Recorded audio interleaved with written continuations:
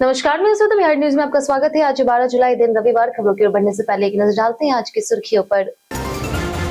रवि प्रदोष व्रत आज शाम 7:22 से 9:24 तक पूजा का है शुभ मुहूर्त। भगवान शिव और माता पार्वती की विधि विधान से करे पूजा। बिहार में सरकारी अस्पतालों की रेफरल व्यवस्था में बड़ा सुधार। अब बिना ठोस कारण मरीजों को नहीं भेजा जाएगा बड़े अस्पताल। भव्य पोर्टल से होगी निगरानी। 26 जुलाई को होगी बीपीएससी 72वीं प्रारंभिक परीक्षा। 1230 पदों के लिए लाखों अभ्यर्थी होंगे शामिल। परीक्षा केंद्रों पर हर 15 मिनट में सीसीटीवी जांच और कड़े सुरक्षा इंतजाम होंगे लागू। बिहार कर पंचायत में बनेगा ग्राम पंचायत खेल क्लब। गांव की छिपी खेल प्रतिभाओं को मिलेगा नया मंच। 14 खेलों को बढ़ावा देने के लिए सरकार ने शुरू किया बड़ा अभियान। बिहार में तबादला नीति में बड़ा बदलाव। सीएमओ की मंजूरी के बिना अब नहीं होगा सरकारी तबादला। गंभीर बीमारी और विशेष मानवीय मामलों में भी मिलेगी छूट। बिहार में कोचिंग संस्थानों पर कसेगा शिकंजा। नई पॉलिसी के तहत नियम तोड़ने पर लगेगा 5 लाख रुपए तक जुर्माना। फीस, पढ़ाई के घंटे और छात्रों की सुविधाओं को लेकर के सरकार ने बनाए सख्त नियम। बिहार में जमीन रजिस्ट्री को लेकर के बड़ा बदलाव। अब 75 साल से अधिक उम्र के नागरिकों को मिलेगी घर बैठे होम रजिस्ट्रेशन की सुविधा। पेपरलेस निबंधन और ऑनलाइन सत्यापन से आसान होगी पूरी प्रक्रिया। चलिए एक नजर डालते हैं 25 खबर की ओर। एचपीसीएल में 116 पदों पर 20 जुलाई तक करे आवेदन। हिंदुस्तान पेट्रोलियम कॉर्पोरेशन लिमिटेड यानी कि एचपीसीएल ने कुल 116 पदों पर भर्ती निकाली है। इच्छुक उम्मीदवार 20 जुलाई तक आधिकारिक वेबसाइट पर ऑनलाइन आवेदन कर सकते हैं। फ्रेशर्स के लिए जूनियर एग्जीक्यूटिव के 27 पद और junior executive fire and safety के 17 पद है, जिनमें अनुभव आवश्यक नहीं है।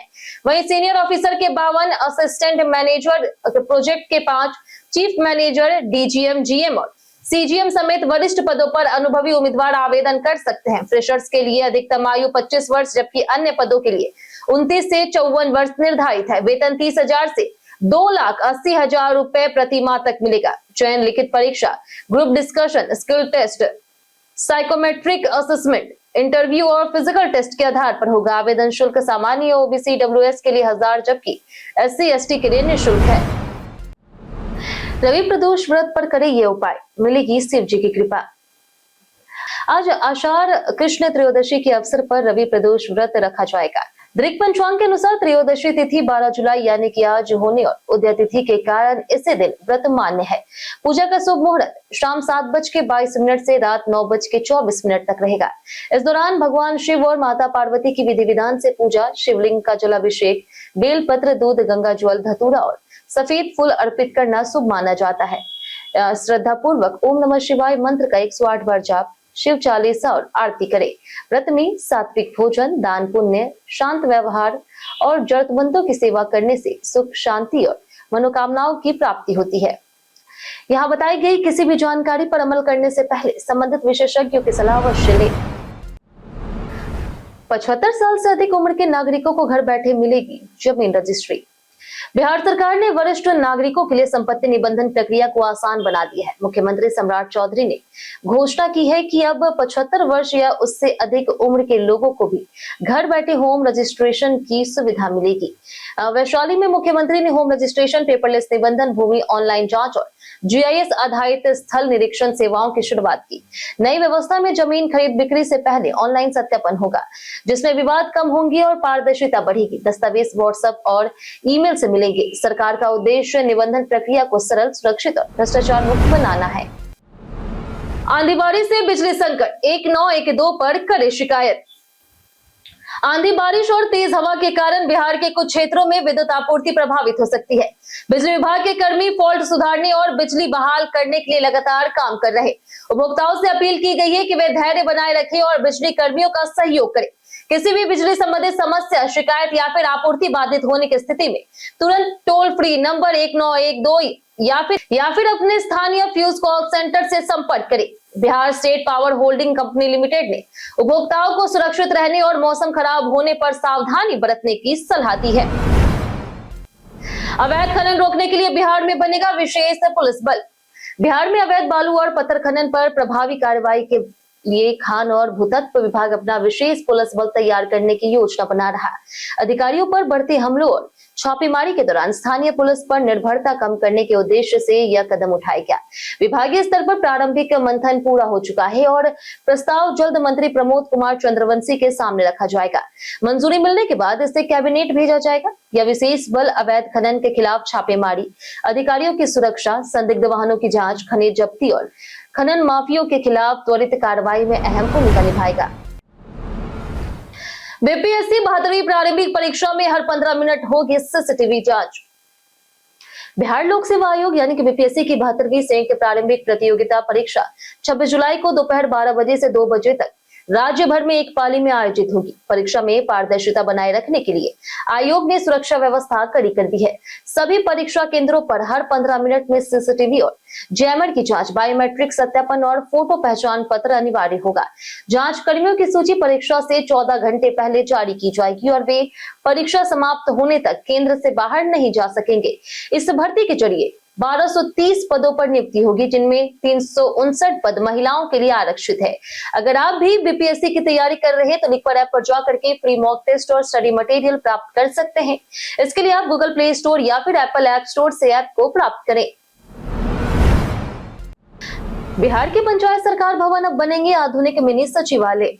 बिहार सरकार पंचायत सरकार भवनों को चरणबद्ध तरीके से मिनी सचिवालय के रूप में विकसित कर रही, ताकि ग्रामीणों को सरकारी सेवाओं के लिए प्रखंड या फिर जिला मुख्यालय ना जाना पड़े। पंचायत भवनों में आधार सेवा केंद्र, डाकघर, डिजिटल सेवाएं और विभिन्न विभागों की सुविधाएं एक ही स्थान पर उपलब्ध कराई जाएगी।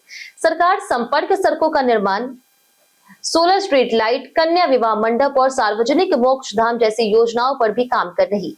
सहयोग शिविरों के जरिए सरकारी योजनाओं का लाभ तेजी से मिलेगी। आगामी पंचायत चुनाव में मल्टी पोस्ट ईवीएम का उपयोग होगा और आरक्षण रोस्टर में भी बदलाव किया जाएगा।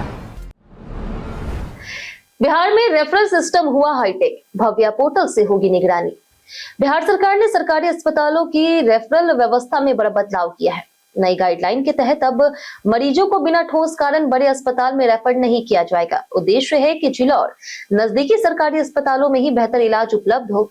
स्वास्थ्य मंत्री निशांत कुमार ने कहा कि केवल इलाज की सुविधा उपलब्ध न होने पर ही रेफरल होगा और कारण रिकॉर्ड करना अनिवार्य होगा। भव्या पोर्टल पर मरीज के इलाज, जांच, भर्ती, रेफरल और आभा आईडी से डिजिटल हेल्थ रिकॉर्ड दर्ज होगा। गंभीर मरीजों को स्थिर करने के बाद ही एम्बुलेंस से भेजा जाएगा। पूरी व्यवस्था की जिला और राज्य स्तर पर नियमित निगरानी होगी। आज 19 केंद्रों पर होगी बिहार मद्य निषेध एसआई भर्ती परीक्षा। बिहार सरकार अवर सेवा आयोग की मद्य निषेध अवर निरीक्षक भर्ती परीक्षा आज शहर के 19 परीक्षा केंद्रों पर एक पाली में सुबह 11 बजे से दोपहर 1 बजे तक आयोजित होगी। डीएम कौशल कुमार और एसएसपी जगुनाथ रेड्डी ने परीक्षा को निष्पक्ष, कदाचार मुक्त और शांतिपूर्ण कराने के निर्देश दिए। अभ्यर्थियों का प्रवेश सुबह 9:30 बजे से 10:30 बजे तक ही होगा। इसके बाद किसी को प्रवेश नहीं मिलेगा। बिना एडमिट कार्ड और फोटो पहचान पत्र के प्रवेश वर्जित रहेगा। सभी केंद्रों पर jammer, CCTV, biometric, photography, videography और पर्याप्त पुलिस बल की तैनाती रहेगी। इलेक्ट्रॉनिक उपकरण और लिखित सामग्री पूरी तरह से प्रतिबंधित रहेंगी। सीएमओ की मंजूरी के बिना अब नहीं होगा सरकारी तबादला। बिहार सरकार ने सरकारी कर्मचारियों और अधिकारियों के सामान्य तबादलों पर फिलहाल रोक लगा दी है। अब केवल गंभीर बीमारी, विशेष मानवीय परिस्थितियों या फिर सरकार द्वारा तय अपवादों से ही स्थानांतरण होगा। ऐसे मामलों में विभागीय समिति की अनुशंसा और मुख्यमंत्री कार्यालय यानी कि सीएमओ की अंतिम मंजूरी अनिवार्य होगी। पंचायत चुनाव से जुड़े अधिकारियों का तबादला राज्य निर्वाचन आयोग की अनुमति के बिना नहीं होगा। अंतर विभागीय प्रतिनियुक्ति के लिए दोनों विभागों का एनओसी जरूरी होगा। हालांकि पुलिस विभाग को इस व्यवस्था में छूट दी गई है। सरकार का उद्देश्य अनावश्यक तबादलों पर रोक लगा करके प्रशासनिक स्थिरता और कार्यों में निरंतरता बनाए रखना है। बिहार सरकार हर पंचायत में शुरू करेगी ग्राम पंचायत खेल क्लब। बिहार सरकार ने ग्रामीण खेल प्रतिभाओं को बढ़ावा देने के लिए हर पंचायत में ग्राम पंचायत खेल क्लब बनाने का निर्णय लिया। इस योजना के तहत hockey, cricket, football, kabaddi, athletics समेत 14 खेलों को प्रोत्साहित किया जाएगा। बिहार राज्य खेल प्राधिकरण और खेल विभाग ने सदस्यता अभियान शुरू कर दिया है, जो 15 अगस्त तक चलेगा। क्लब स्थानीय स्तर पर अभ्यास, प्रतियोगिताएं और प्रतिभा चयन का कार्य करेंगे। 2 अक्टूबर 2026 से पंचायत स्तरीय खेल महोत्सव शुरू होगा, जो मार्च तक चलेगा। उत्कृष्ट खिलाड़ियों को प्रखंड, जिला, राज्य और राष्ट्रीय स्तर की प्रतियोगिताओं में भाग लेने का अवसर मिलेगा। 15 जुलाई से 211 नए राजकीय डिग्री कॉलेजों में शुरू होगी पढ़ाई। बिहार के 21 नवस्थापित राजकीय डिग्री कॉलेजों में 15 जुलाई से स्नातक सत्र 2026-30 की पढ़ाई शुरू होगी। पहले शैक्षणिक सत्र का उद्घाटन मुख्यमंत्री सम्राट चौधरी करेंगे, जबकि मुख्य कार्यक्रम भागलपुर में आयोजित होगा। शुरुआती चरण में अंग्रेजी, हिंदी, इतिहास, राजनीति शास्त्र, अर्थशास्त्र और समाजशास्त्र समेत 6 विषयों की पढ़ाई शुरू होगी। संबंधित विश्वविद्यालयों ने शिक्षकों और प्रधानाचार्यों की प्रतिनियुक्ति पूरी कर ली है। स्थानीय भवन बनने तक कॉलेजों का संचालन +2 और बुनियादी विद्यालयों के भवनों में होगा। प्रत्येक कॉलेज को आवश्यक संस्थानों के लिए 50 लाख रुपए दिए गए हैं। भविष्य में यहाँ आर्ट्स, साइंस और कॉमर्स के 16 विषय पढ़ाए जाएंगे। बिहार में 3035 फर्जी शिक्षक बर्खास्त, 1400 करोड़ रुपए की होगी वसूली। बिहार शिक्षा विभाग ने फर्जी प्रमाण पत्रों के आधार पर नौकरी कर रहे 3035 शिक्षकों को बर्खास्त कर दिया। सरकार अब इनसे वेतन के रूप में दिए गए करीब 1400 करोड़ रुपए ब्याज सहित वसूलेगी। जांच में फर्जी जाति, आधार, उम्र, दिव्यांगता, CTET और TET प्रमाण पत्र सामने आए। अब तक 1830 शिक्षकों के खिलाफ FIR दर्ज हो चुका है। यह कार्रवाई 2006 से 2015 के बीच हुई नियुक्तियों से जुड़ी है, जिनमें कई प्रमाण पत्र यूपी, झारखंड, दिल्ली, हरियाणा, पंजाब और नेपाल के फर्जी पाए गए। शिक्षा विभाग ने बताया कि 12,000 से अधिक प्रमाण पत्र अभी भी जांच के दायरे में हैं। बिहार में कोचिंग नियम तोड़ने पर लगेगा 5 लाख तक जुर्माना।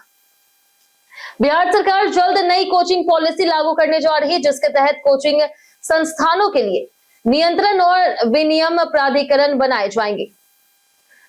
नियमों के उल्लंघन पर 2 से 5 लाख रुपए तक जुर्माना लगाया जा सकेगा। नई व्यवस्था में संस्थान एक मुश्त पूरे साल की फीस नहीं ले सकेंगे और छात्रों को किस्तों में फीस जमा करने का विकल्प देना होगा। बीच में कोर्स छोड़ने पर शेष फीस, हॉस्टल और मेस शुल्क लौटाना अनिवार्य होगा। प्रतिदिन 5 घंटे से अधिक पढ़ाई नहीं कराई जाएगी। साप्ताहिक अवकाश, मनोवैज्ञानिक की नियुक्ति और सभी कोचिंग संस्थानों का अनिवार्य पंजीकरण भी लागू किया जाएगा। रात में नाव चलाने के लिए मान्य होंगे नए नियम। बिहार सरकार ने बिहार नौका घाट बंदोबस्ती और प्रबंधन नियमावली 2026 लागू कर नौका घाटों की व्यवस्था में बड़े बदलाव किए। अब आपराधिक पृष्ठभूमि वाले या फिर जिन पर किसी न्यायालय में मामला लंबित है, उन्हें नौका घाट की बंदोबस्ती नहीं मिलेगी। नावों का परिचालन सूर्योदय से सूर्यास्त तक होगा, जबकि रात में संचालन के लिए पर्याप्त रोशनी अनिवार्य होगी। नाव पर लीजधारी का नाम और किराया स्पष्ट लिखना होगा।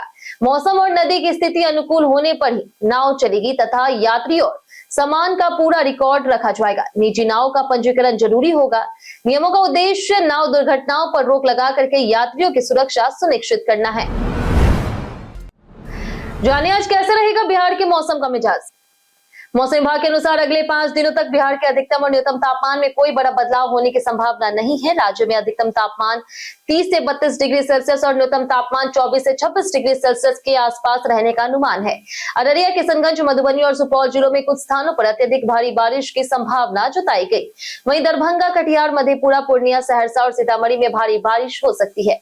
राज्य के अधिकांश जिलों में 1-2 स्थानों पर मेघ गर्जन और वज्रपात की संभावना को लेकर के अलर्ट जारी किया गया। बिहारी बर्थडे स्पेशल में आज बात होगी सत्येंद्र नारायण सिन्हा की। सत्येंद्र नारायण सिन्हा बिहार के प्रमुख राजनेता और स्वतंत्रता सेनानी और पूर्व मुख्यमंत्री थे। 12 जुलाई 1917 को औरंगाबाद में जन्मे सिन्हा ने भारत छोड़ो आंदोलन में भाग लिया और बाद में 7 बार लोकसभा सांसद, 3 बार विधायक तथा बिहार के मुख्यमंत्री रहे। वे जयप्रकाश नारायण के संपूर्ण क्रांति आंदोलन के प्रमुख नेताओं में शामिल थे। शिक्षा मंत्री रहते हुए उन्होंने बिहार की शिक्षा व्यवस्था को मजबूत किया और मगध विश्वविद्यालय की स्थापना में अहम भूमिका निभाई।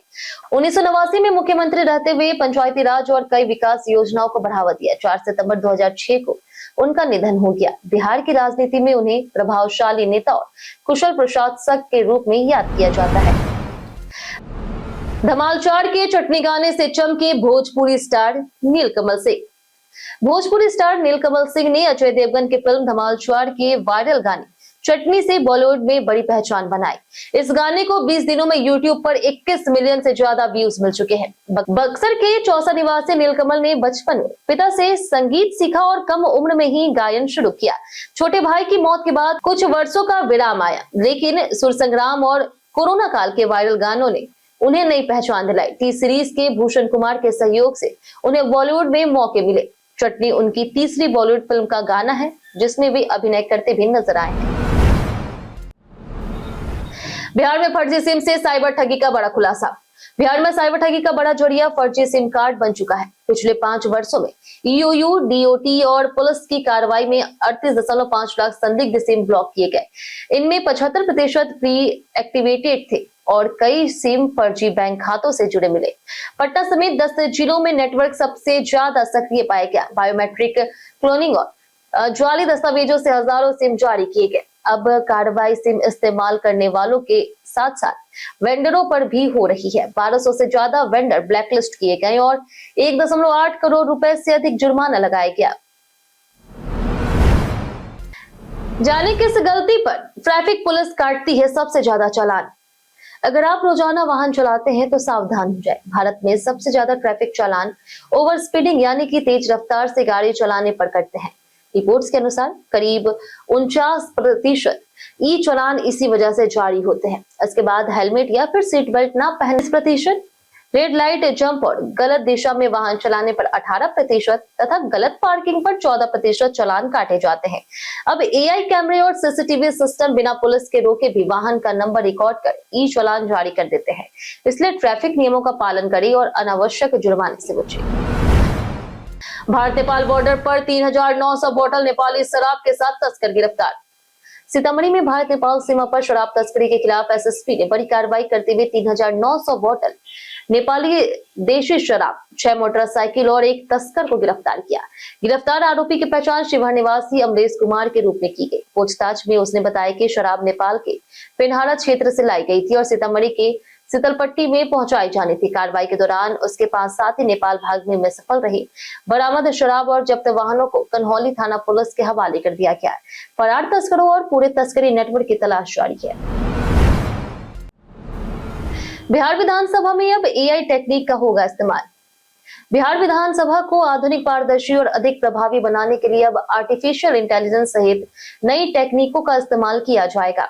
गयाजी में आयोजित 2 दिवसीय विधायक प्रबोधन कार्यक्रम में मुख्यमंत्री सम्राट चौधरी ने कहा कि टेक्निक के बेहतर इस्तेमाल से विधानसभा की कार्यक्षमता बढ़ेगी और लोकतांत्रिक संस्थाएं मजबूत होगी। उन्होंने कहा कि सक्षम विधायक और सशक्त विधानसभा ही समृद्ध बिहार की आधारशिला है।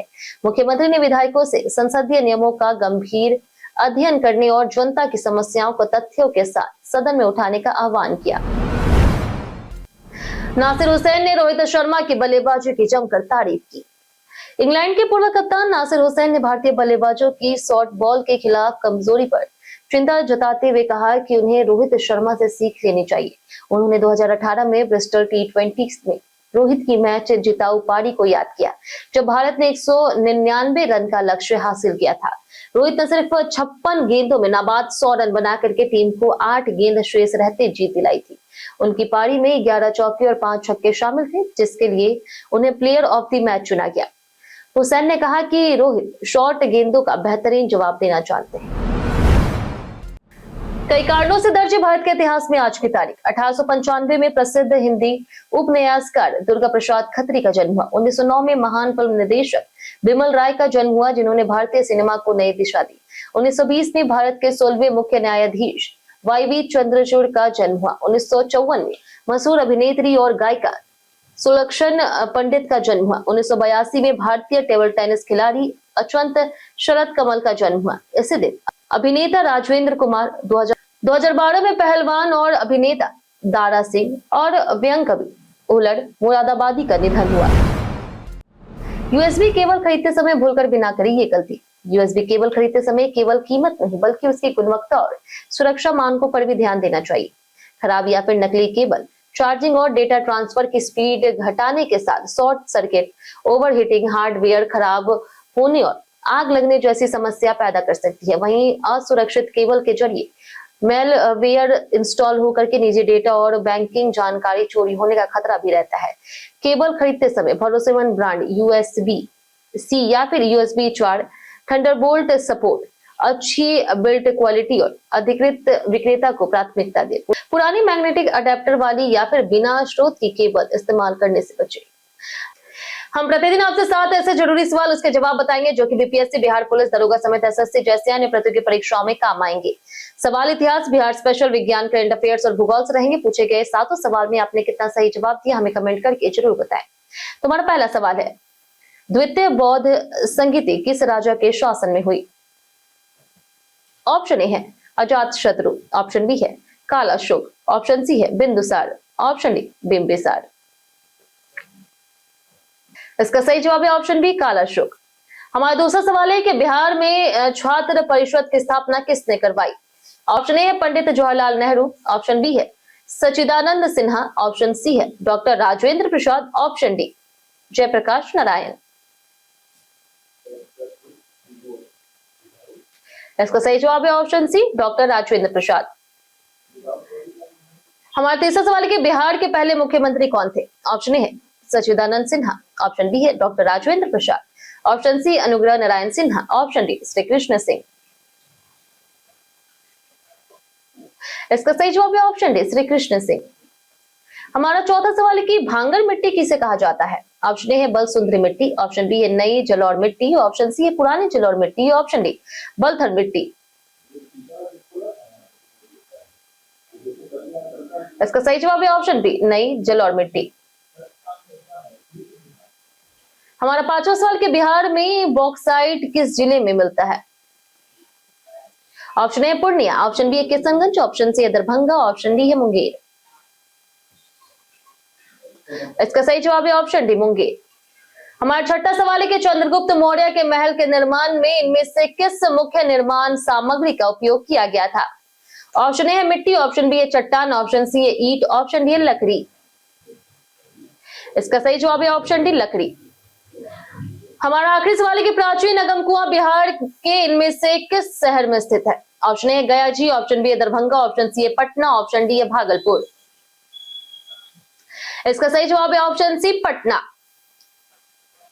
बीते दिन हमारे द्वारा पूछे गए सवाल का जवाब आप लोगों में से बहुत लोगों ने हमारे कमेंट बॉक्स सेक्शन में लिख कर दिया। जिन्होंने हमारे द्वारा पूछे गए सवाल का जवाब दिया उनके नाम है गीता देवी, राजीव कुमार, मंटू सोनी, पंचानंद सिंह, सुजीत कुमार, उपेंद्र कुमार, सुजीत कुमार, हिमांशु राज, राजीव कुमार रंजन, सिमरन कुमारी, गुड्डू कुमार, ओम प्रकाश सिंह, सुनील कुमार, प्रदीप पंडित, रेखा देवी, अनवर करीम खान, सूरज रॉय यादव, संजीव कुमार, खुशबू कुमारी, विजय घायल, नौशाद रजा, सनोज कुमार, राजेश कुमार शर्मा, पुनित कुमार, श्वेता कुमारी, अमरजीत कुमार, मनोज दास, सिलजा कुमारी, विनोद शाह, राकेश कुमार, संजीव कुमार, मुरली पासवान, पंकज कुमार, संजीव कुमार, राजवेंद्र ताती, उपेंद्र कुमार, नंदन किशोर कुमार, अभिराम, हरेंद्र सिंह, धर्मेंद्र कुमार, अब्दुल मनान, राम बाबू दास और मंजीत कुमार। इसी के साथ बढ़ते हैं आज के सवाल की ओर। आज का सवाल है, बिहार में सबसे पहले क्या बदलना चाहिए, नेता, व्यवस्था या लोगों की सोच? आप अपना जवाब हमें हमारे कमेंट सेक्शन में लिखकर जरूर बताएं। आज के लिए इतना ही। बिहार की तमाम खबरों के साथ बने रहने के लिए देखते रहे बिहारी न्यूज, और साथ ही अगर आप यूट्यूब चैनल पर देखें, चैनल को सब्सक्राइब कर दें, और अगर आप फेसबुक पेज पर देख रहे हैं तो लाइक और फॉलो जरूर करें।